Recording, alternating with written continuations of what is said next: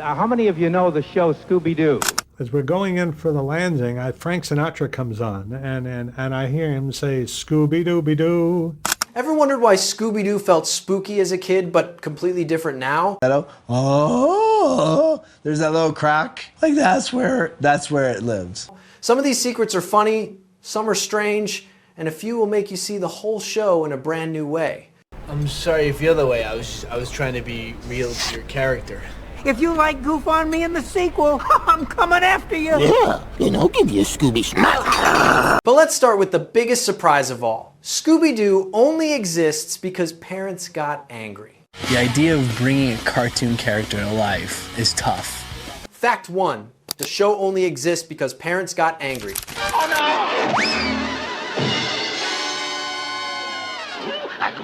Scooby-Doo didn't start because someone wanted to make a fun mystery cartoon. It started because parents in the late 1960s were upset. Back then, Saturday morning TV was full of superhero shows, lots of punching, lasers, and explosions. Parent groups complained, saying cartoons were becoming too violent for kids. CBS panicked. They needed something safer, cleaner, and completely non-violent fast. So they went to Hanna-Barbera and said, make a show with no fighting. That's how Scooby-Doo was born. Where are you? The monsters look scary, but the gang never throws a single punch. Everything is solved with clues, jokes, and running away. As kids, we just thought it was spooky fun. As adults, we see a network trying to calm angry parents and save its reputation. But here's the strange part. The first version of Scooby-Doo was actually much scarier, and that leads us right into Fact 2. The first version was too scary for kids. Before Scooby-Doo became the friendly mystery show we know, it had a different name, Who's SS Scared? And believe it or not, it really was scary. Early drawings showed darker colors, creepier monsters, and spooky shadows everywhere. The show looked more like a horror cartoon than a Saturday morning treat. When the CBS president saw the first pitch, he said, "No way, kids will have nightmares." But Hanna-Barbera didn't want to lose the project, so they softened everything. They added brighter colors, sillier monsters, and gave Shaggy and Scooby more funny moments. What was once a spooky show became a goofy, safe mystery. As kids, we just remember the fun. As adults, we can see how close it came to being a horror series. Only he's not a shadow. He's a green ghost. Now there's two of them. And the biggest surprise? Scooby wasn't even supposed to be the star yet. Fact 3. Scooby was just a side character at first. All lighthouse? Yeah, old lighthouse. At the start, the dog wasn't the main attraction. In fact, Scooby-Doo wasn't even named Scooby yet. He was just a background funny dog called Too Much. The real stars were supposed to be the teenage band who solved mysteries in between songs. CBS didn't love it. Something felt flat. Then executive Fred Silverman stepped in. He said, make the dog the center of everything. With Hanna-Barbera, and there was a dog in there, but the dog was in the background. That one choice changed the whole show. The teens became the supporting cast, and the dog became the title. Suddenly, the cartoon had personality, humor, and a heart. Kids connected with the scared, goofy dog more than any brave hero. As adults, we realized the entire franchise exists because one man said, focus on the dog. It wasn't gender specific. It wasn't a boys cartoon or a girls cartoon or any of those things. It was a talking dog, you know what I mean? But Scooby still needed a name, and that name came from a very strange place. Fact 4, Scooby's name came from a song adults know. Listen, if we're gonna find that bottle, we better split up. Velma, you and Shaggy. I don't like my partner. The name Scooby-Doo didn't come from a writer's room or a brainstorm session. It came from a song your parents probably played on vinyl. Executive Fred Silverman was flying on a red-eye flight listening to Frank Sinatra's Strangers in the Night. Near the end, Sinatra scats, "Dooby-dooby-doo." Silverman heard that and thought, Scooby-Doo? Right there, mid-flight, the new name for the character and the show was born. Kids watching in 1969 had no idea this silly dog was named after a jazz-style vocal riff from a Sinatra song. But adults today can hear the connection instantly. That tiny moment created one of the most famous cartoon names in history. But the weird inspirations didn't end there. The entire gang is based on something most kids never knew existed. Fact 5. The gang is based on characters from an adult sitcom. Velma, are you okay? Kids thought Fred, Daphne, Velma, and Shaggy were brand new characters. But adults now can see exactly where they came from. Hanna-Barbera based them on the cast of the live-action sitcom The Many Loves of Dobie Gillis. We still have each other. That lot of good that does. Oh, now, just a minute. Now, wait, answer me one question. Have you got any money? No. So long, chum. Failure! Fred is the Dobie type, the clean-cut leader. Daphne is the stylish, confident Thalia. Velma is the smart, quick-witted Zelda. And Shaggy? He's almost a copy of Maynard Krebs, the goofy beatnik best friend who said, "like man," long before Shaggy did. Kids saw quirky teens, adults see sitcom clones wearing 60s fashion. It's a perfect example of how cartoons borrowed from older TV to stay trendy. Scooby-Doo wasn't built from scratch. It was stitched together from shows parents watched at the time. What was your main interest in life when you were 17? The opposite sex. But wait until you hear what inspired Shaggy himself. It's even stranger. Fact 6 Shaggy was basically a beatnik turned into a hippie. Come on, we gotta find Daphne. But what about that? As kids, we just thought Shaggy was the funny scaredy cat. But as adults, it's so clear. Shaggy is a cleaned up, cartoon version of a late 1950s beatnik. Decided it was time for action. Yeah, I like answered 2 questions wrong the teacher didn't even ask. Yeah. Maynard isn't hopeless. He has a friendly personality. True. And an upright moral character. True. And a good head on his shoulders. His loose clothes, messy hair, laid-back voice, and like-man style all come from the Dobie Gillis character, Maynard G. Krebs. Beatniks were early versions of hippies, coffeehouse poets who avoided work, loved art, and looked half asleep. Hanna-Barbera softened that image and slid Shaggy into the hippie world of the 1960s. That's why he talks the way he does. It's also why he always seems relaxed, confused, or hungry. Kids just thought he was goofy. Adults now recognize he's a perfect cartoon snapshot of a whole youth culture that once filled the streets of America. And his voice actor? He didn't even want to play Shaggy at first. Fact 7 Shaggy's voice actor didn't want the role at first. Oh, who wants to find an old haunted village? Nora? Oh, yes, you do. Most kids never knew this, but Casey Kasem, yes, the same Casey Kasem from American Top 40, didn't want to be Shaggy at all. When he auditioned, he actually wanted to play Fred. He thought Shaggy was too silly and didn't match his personality. Shaggy. I'm Shaggy. Go ahead, Shaggy Shaggy. talks like this. The way he talks, Jer. Go And he's ahead. always talking about his good buddy Scoob, his old friend, his old pal, his old dear buddy. But CBS decided differently. They told Kasem, "You're Shaggy," and told Frank Welker, "You're Fred," even though Welker wanted Shaggy. How do baby Kermit? And Skeeter, don't forget Skeeter. Now she's a little girl. Kasem worried the role might hurt his image as a serious radio star. But once he started recording, his soft voice and nervous delivery fit perfectly. Kids grew up loving Shaggy without ever knowing the voice behind him was a huge radio legend. Casey Kasem. Adults look back now and hear Kasem's classic tone in almost every line. Radio listeners. Kasem also kept busy as a voice actor. His most famous role, voicing Shaggy in the Scooby-Doo cartoon. And Shaggy's voice would go through an even stranger change later.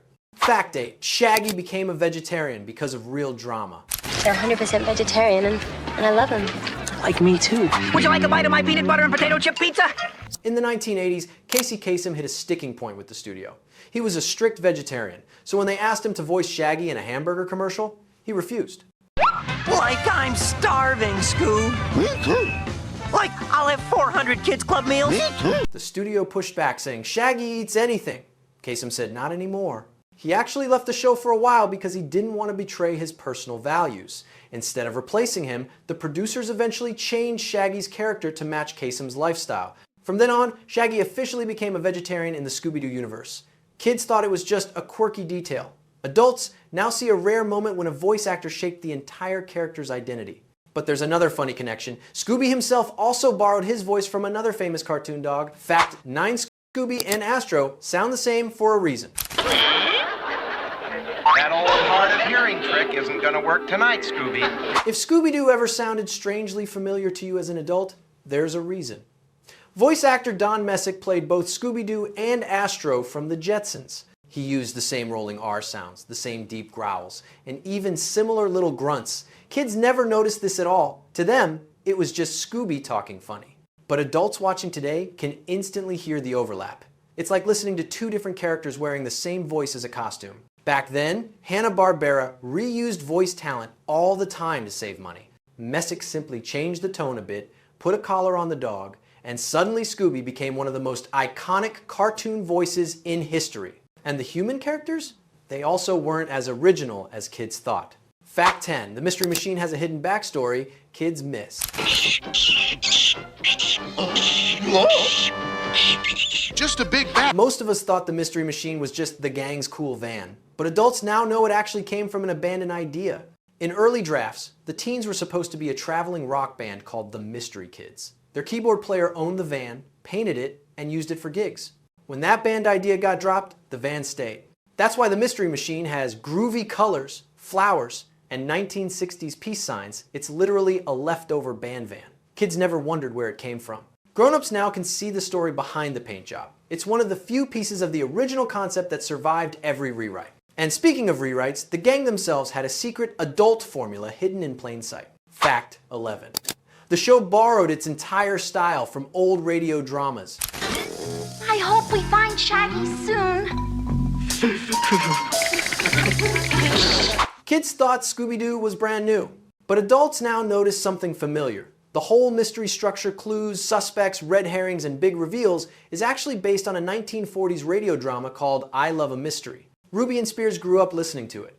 They copied its rhythm almost exactly. A spooky setup, a chase, a twist, and a final unmasking. Children had no idea they were basically watching a kid-friendly version of their parents' old radio shows. Adults can now hear the pacing, the tension breaks, and the way each episode resets, just like those classic serials. Scooby-Doo may look silly, but underneath the laughs is a format that came straight out of grown-up entertainment. And this adult structure becomes even clearer when you discover the strange rule the show followed every single time. Fact 12. Every monster was always a human in disguise. Wonder what's in them.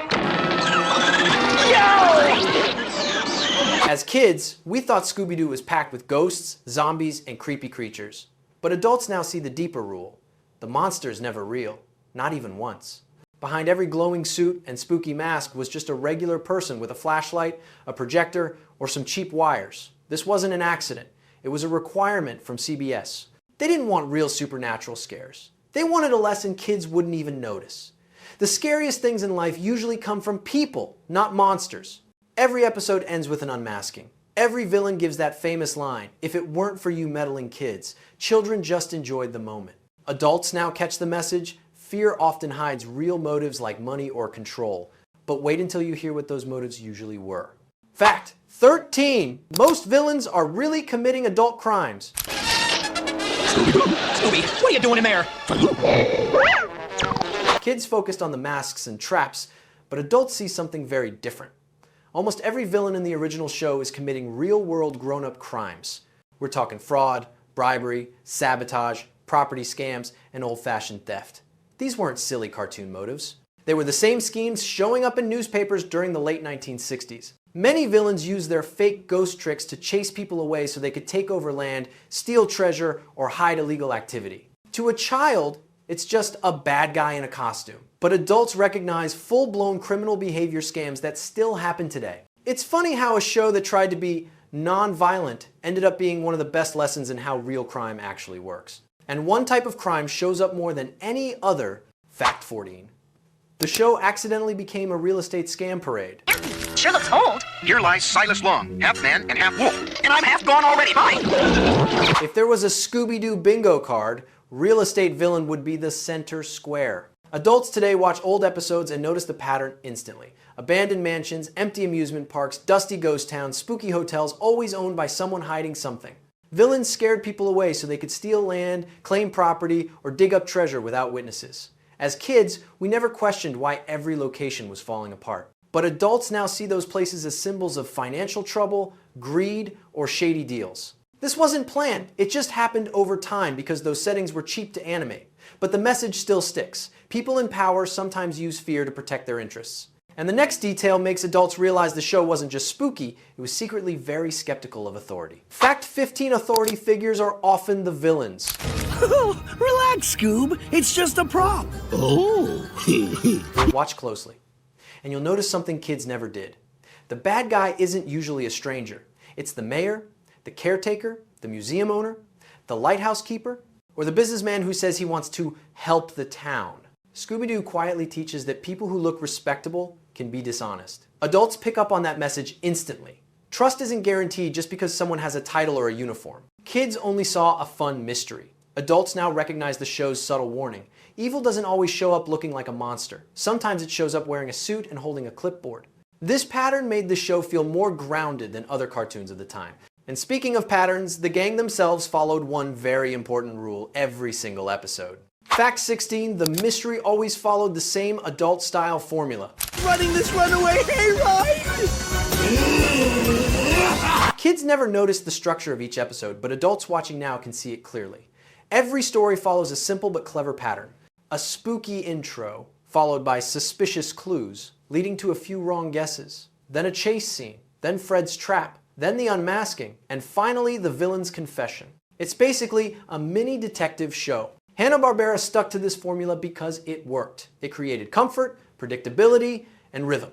Children felt safe. Adults looking back can tell the writers were copying the pacing of classic mystery shows and radio dramas. The gang splits up, Velma finds clues, Shaggy and Scooby panic, and Fred tries a trap that usually fails the first time. We didn't realize it then, but Scooby-Doo trained our young minds to expect twists and think critically. And now that the formula is clear, let's move to the next music-filled surprise behind the show. Fact 17. The show copied a music formula that was already a big hit. What? Suddenly we're not good enough victims? Seriously? Kids never thought twice about the music in the early Scooby-Doo episodes. But adults now can see something interesting.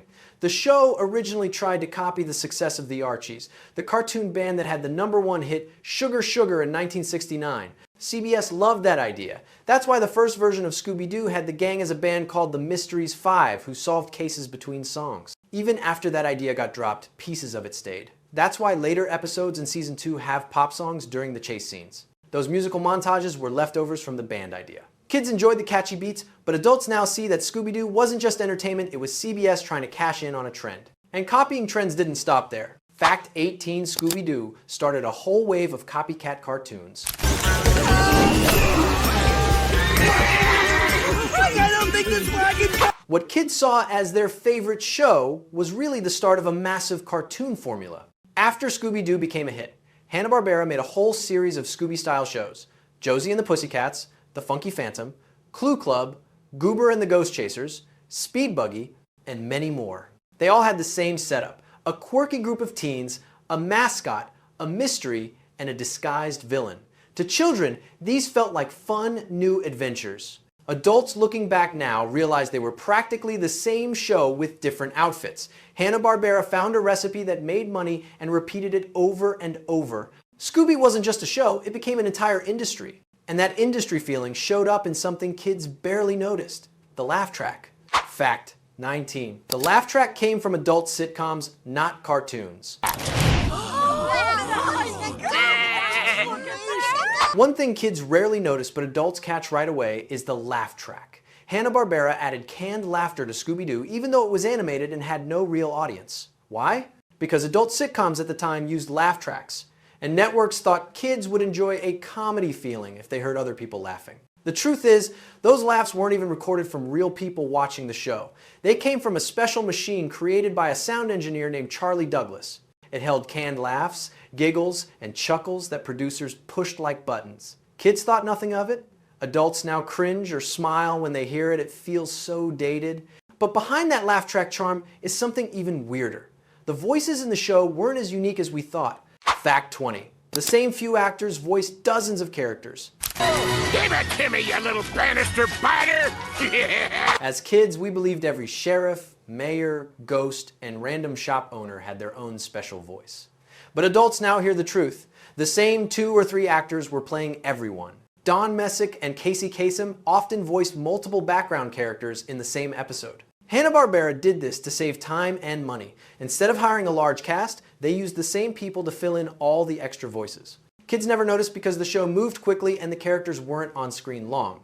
But adults listening today can hear Scooby's voice in a policeman or Shaggy's tone in a museum guide, and it's kind of funny. And speaking of money, that's where the next fact gets really interesting. Fact 21, Scooby-Doo quietly became a merchandising giant. Scooby-Dooby-Doo! Kids just saw a cartoon they loved. Adults now understand how big Scooby-Doo became behind the scenes. After the 1969 show took off, companies rushed to put Scooby's face on everything. Lunchboxes, puzzles, records, pajamas, toys, cereal premiums, and school supplies. Even though only 25 episodes aired at first, Scooby-Doo merchandise filled store shelves through the 1970s. It wasn't just a cartoon, it was a business machine. Warner Brothers eventually took over the rights and kept the brand alive for decades. That's why Scooby never disappeared like other cartoons from the time. Kids thought he stayed because he was popular. Adults now see he stayed because he sold. And funny enough, the episode count is another thing kids never realized. Fact 22. We thought there were hundreds of episodes, but there weren't. This. Like Scooby-Doo still in jail while that robot's nowhere to be seen. As kids, it felt like Scooby-Doo went on forever. Week after week, mystery after mystery, it seemed like there were endless episodes. But adults now learn the truth. The original 1969 to 1970 run had only 25 episodes. That's it, just 25. The reason it felt longer is because networks reran them constantly all through the 1970s. Back then, kids didn't know what reruns were. When it came on TV, we just assumed it was new. And since Saturday mornings were our special time, those same episodes felt fresh each week. By the time we grew up, we had watched some of them dozens of times without noticing. It's funny, Scooby-Doo didn't become a classic because of quantity. It became a classic because we watched the same adventures again and again. And the background art? That had its own secret. Fact 23. The backgrounds were reused over and over.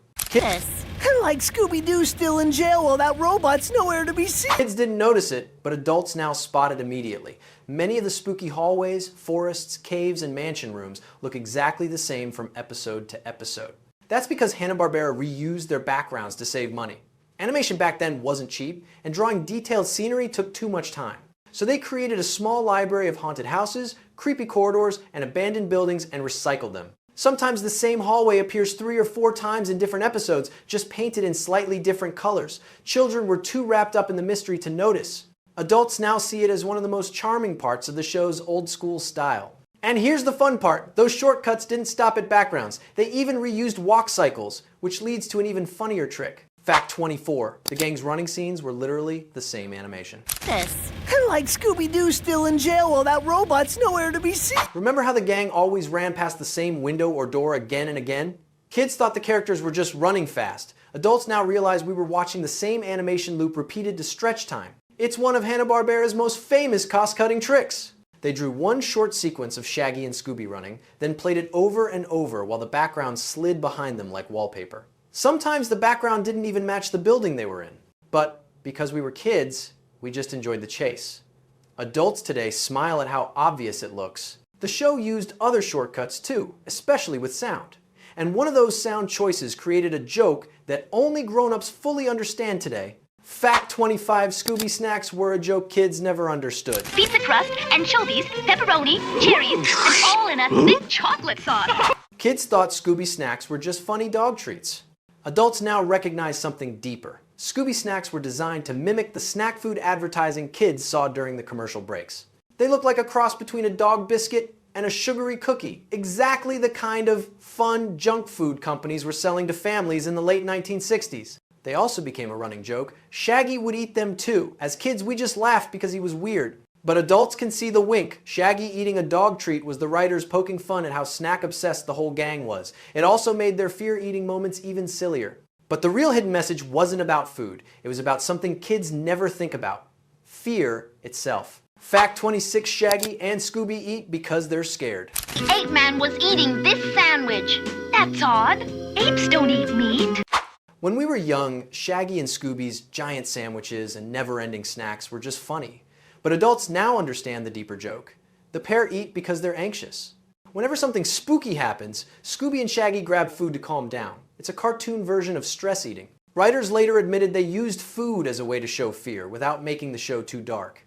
Instead of crying or panicking, the characters stuffed their faces, turning fear into comedy. It's one of the reasons the show felt safe even when the monsters looked creepy.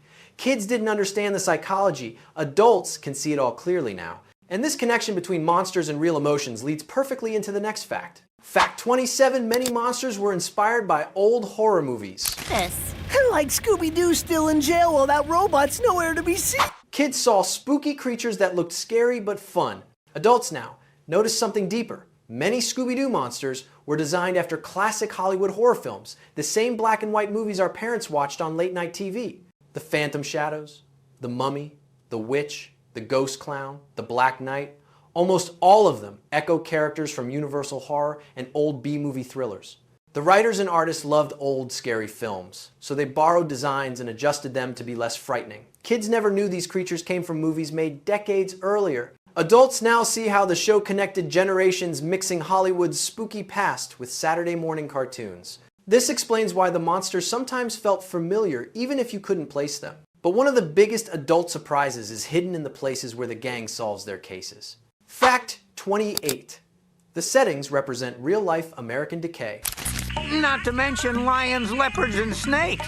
Oh my. As kids, abandoned amusement parks, ghost towns, and rundown mansions just seemed spooky. Adults watching now see something bigger. These places mirror the economic decline happening in late 1960s America. Many small towns were falling apart, old attractions were closing, and industries were moving or shutting down. Hanna-Barbera didn't plan it this way, but their haunted locations often look like real abandoned spaces people saw in newspapers and magazines. Adults recognize boarded up buildings, failing businesses, and forgotten tourist spots. Places that once felt alive but were now empty shells. To kids, it was adventure. To adults, it's a quiet reminder of how quickly things can change. And speaking of things changing, some adults noticed something else. Daphne and Velma weren't the typical cartoon girls of that time. Fact 29, Daphne and Velma were way ahead of their time. Growing up, we saw Daphne and Velma as part of the gang, but we didn't think much more about it. Adults now recognize how rare it was in 1969 for female characters to be smart, brave, and active in solving mysteries. Velma often cracked the clues first. Daphne took risks, found important hints, and wasn't afraid to jump into danger. Most cartoons back then kept female characters in the background, but Scooby-Doo quietly showed girls who were thinkers and problem solvers. It wasn't loud or preachy, just natural teamwork. Kids just saw the gang. Adults now see these two characters as early examples of strong female roles in animation. And the biggest twist? Even the message of the show was something only adults truly understand today. Fact 30. The show teaches that the real monsters are people. What's all the ruckus? Kids were scared of the ghosts and creatures. Adults now understand the deeper lesson. The monsters are never supernatural. They're always humans pretending. And their motives aren't magic or revenge. They're usually greed, jealousy, or selfishness. Scooby-Doo quietly teaches that people, not imaginary monsters, cause most problems. It's a surprisingly grown-up message for a children's show. Behind every mask is someone trying to cheat, steal, or manipulate others. Kids watch for fun. Adults now see the life lesson hiding underneath. Most fears disappear when you face the truth. It's one of the reasons the show still feels smart today. And there's one more thing adults notice instantly, something we never caught as kids because we were too busy laughing. Fact 31. The gang lives a totally unrealistic teen life. Bring her this way. How come we always get the hard part? Like I think they're just jealous of our good looks. As children, we never questioned it. But adults now look back and think, how are these kids driving across the country with no parents, jobs, or school? Fred, Daphne, Velma, and Shaggy are supposed to be teenagers or college-age students, yet they have total freedom to travel anywhere, anytime, no curfews, no money problems, no schedules. The Mystery Machine always has gas. They always find places to stay, and no adult ever asks where their parents are. It's pure wish fulfillment, exactly the kind of fantasy kids don't question. But adults laugh now because it makes zero sense. Hanna-Barbera didn't design them to be realistic. They designed them to be relatable to kids who dreamed of independence. But wait until you hear how even their voices hide funny secrets adults never noticed. Fact 32. Many side characters sound like Scooby and Shaggy. Take it easy, Shaggy. It's just a name. Yeah, that's what they said about Transylvania. As kids, we never noticed it, but adults watching today can hear it right away. Many background characters sound strangely like Scooby or Shaggy. That's because the same two men, Don Messick and Casey Kasem, voiced many of the small roles. In one episode, Don Messick might be Scooby, plus the sheriff, plus the lighthouse keeper. Casey Kasem might be Shaggy and the museum guide, and the random teenager who shows up for one scene. Hanna-Barbera did this because they had tiny budgets. Instead of hiring new actors, they just asked the same ones to change their tone a little. Kids never noticed. Adults now hear it instantly. And it feels kind of charming, like a little hidden Easter egg in every episode. And speaking of hidden, There's something else adults notice about the show's storytelling style. Fact 33. The show quietly teaches kids how tricks and illusions work. Hey, look! The table's floating! When we were young, we were shocked every time a ghost turned out to be a guy with a projector or some fake wires. Adults now see something deeper. Scooby-Doo is teaching kids how illusions fool people. Every episode shows how someone used costumes, hidden speakers, special lights, or simple gadgets to create fear. It's almost like a behind-the-scenes lesson inside a cartoon. Kids didn't realize they were learning how to question things instead of believing them right away. Adults now recognize Scooby-Doo as one of the first shows that taught media awareness long before we had the terms fake news or misinformation. It's pretty amazing how a silly cartoon taught real-world thinking. But there's another subtle message adults pick up on about how every case starts. Fact 34. Every mystery starts when a grown-up is hiding something. Fair and true. Best we be to avoid it. What says ye, Dogbeard? Kids remember the spooky stuff. Adults remember the patterns. Every episode begins the same way. Someone, usually an adult, asks the gang for help because something strange is happening. But as grown-ups, we now see that almost every one of those adults is withholding information. They know more than they're saying. They bend the truth. They leave out important details. Why? Because it sets up the mystery. But it also mirrors real life. People often hide things to protect themselves, their business, or their reputation. Children saw drama. Adults now see human behavior. Scooby-Doo accidentally teaches that not everyone tells the whole truth, even when they ask for help. And speaking of not telling the whole truth, there's something funny about Fred. Fact 35, Fred's famous trap plans almost never work. It's rude, boy. As kids, we thought Fred was the leader because he always had a plan. But adults now realize something hilarious. Fred's traps almost never go right. They fall apart, fire backwards, or end up catching Shaggy and Scooby instead of the villain. The gang still goes along with his ideas, even though most of them fail in spectacular ways. It's part of the charm.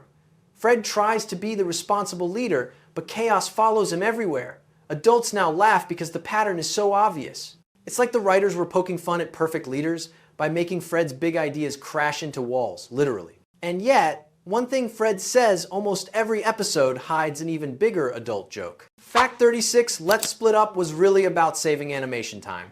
And the Scotastics are buried. Like, why do we always have to come to spooky places at night? Kids thought Fred split the gang up to find clues faster. Adults now see the real reason. Splitting the gang saved the animators tons of work. It's easier and cheaper to animate 2 characters than 5 at once. So every episode, Fred sends Shaggy and Scooby one way and takes Daphne and Velma the other way. This wasn't a storytelling choice, it was a production shortcut. But as adults, we also notice something funny. Fred always takes the smarter, calmer team, while Shaggy and Scooby get stuck with the monsters, traps, and panic attacks. It became the heart of the show's comedy. And the next fact dives into something kids never knew. The show's entire look was shaped by money problems. Fact 37. The show looks simple because Hanna-Barbera was nearly out of money. Huh? Hello? Is someone there? When we were kids, we never wondered why Scooby-Doo looked so simple. But adults now understand the truth. Hanna-Barbera didn't have the money to make detailed animation anymore. By the late 1960s, Saturday morning budgets were tiny, and studios were pushed to finish episodes fast. That's why characters barely moved, mouths didn't match perfectly, and backgrounds repeated. It wasn't a style, it was survival. Instead of giving up, Hanna-Barbera used creativity to hide the limitations, funny expressions, colorful designs, and strong music. Kids didn't notice anything, they just loved the characters. Adults now see a studio fighting to stay alive while still making something timeless. And speaking of timeless, there's another detail. Only adults notice now something about the same old joke that appears every single episode. Fact 38. The famous meddling kids line wasn't meant to be iconic. Get in! Kids loved hearing villains shout, "I would have gotten away with it too if it weren't for you meddling kids." But adults now understand that this line was originally just a quick, throwaway joke. Writers added it because they needed a simple ending for each episode, and the villain had to explain why their plan failed. Nobody expected this line to become one of the most famous catchphrases in television history. Over time, adults see how powerful it really is. The line hints at something deeper, grown-ups getting outsmarted by a group of curious teenagers who simply pay attention. Kids think it's funny. Adults realize it's kind of a metaphor for life. Truth usually comes from people who aren't afraid to ask questions. And those questions lead to one of the show's funniest secret details. Fact 39. The unmasking scene was created so kids wouldn't be too scared. It's rude, boy. As kids, we waited all episode for the big unmasking moment. But adults now understand why it existed. It was put there to make sure kids didn't leave the episode scared. The network wanted to show that the monster was just a person, so kids could relax before the credits rolled. It was a built-in safety switch. The unmasking also helped parents feel better because the show proved that ghosts weren't real and the scariest things in life were usually tricks. Kids didn't think about this lesson at all. They were just excited to see who was behind the mask. Adults now see how important it was. And that brings us to the final fact, one that explains why Scooby-Doo still feels so unique after more than 50 years. Fact 40. The real magic of Scooby-Doo was that it made fear feel safe. When we were young, Scooby-Doo made spooky things fun instead of frightening. Adults now understand that this balance was intentional. The show had scary settings, creepy shadows, and monsters, but the gang always stayed calm, used their brains, and solved the mystery. Fear was never the ending, it was just the beginning of a puzzle. That's why Scooby-Doo stayed in our memories for decades. It gave kids a chance to face fear with laughter and curiosity. And it gave adults, now looking back, a deeper respect for how cleverly the show handled big emotions. Scooby-Doo didn't just entertain us, it taught us that even the scariest problems can be solved step by step. And that's a lesson that stays with you long after the credits roll.